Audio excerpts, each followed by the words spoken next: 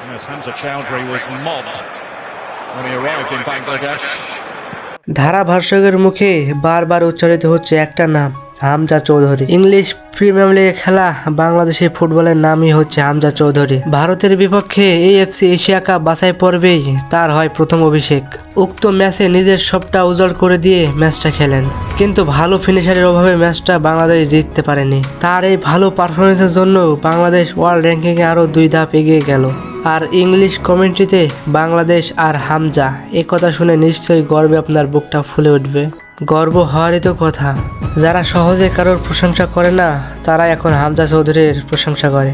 লাল সবুজের জার্সিতে তিনি তার প্রথম ইন্টারন্যাশনাল ম্যাচটি খেলেছেন। তিনি ভারতের বিপক্ষে খেলার 24 ঘন্টার মধ্যে দেশে ফিরে আসেন। শেষমেশ তার ভক্তদের ছবির আবদার পূরণ করে আবার চলে যান ইংল্যান্ডে। এক ক্লান্তিকর জার্নি শেষ করে তিনি আবার শেফিল্ডের হয়ে মাঠে নামেন। ক্লান্তিকর বিশাল জার্নি শেষ করে শেফিল্ডের হয়ে খেলেন। অন্য কোনো প্লেয়ার হলে মাঠেই নামাতো না, এটা আমাদের চৌধুরী সাহেব বলে কথা। আর মাঠে নেমে তিনি তার দল শেফিল্ডকে চীনের প্রাচীরের মতো রক্ষা করে। এক ক্লান্তিকর জার্নি শেষ করার পরের দিন মাঠে নেমে খেলা এটা সাধারণ কোনো ব্যাপার না। বাংলাদেশে তাকে নিয়ে যে উত্তেজনা ছড়িয়েছে, সেই রেশ পৌঁছে গেছে ইংল্যান্ডেও।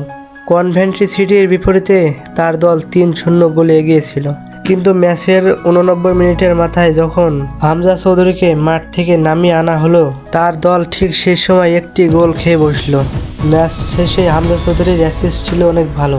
বাংলাদেশে তাকে নিয়ে যে উত্তেজনা ছড়িয়েছে, এই রেশ ইংল্যান্ডেও পৌঁছে গেছে।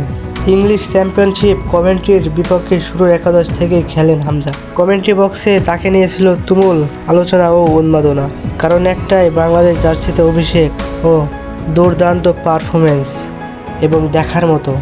এই ডিফেন্সিভ মিডফিল্ডার পুরো ম্যাচেই আলো ছড়িয়েছেন। চোখ ধাঁধানো ডিফেন্স, অ্যাকুরেট পাস, সঙ্গে গোল করার মতো শট।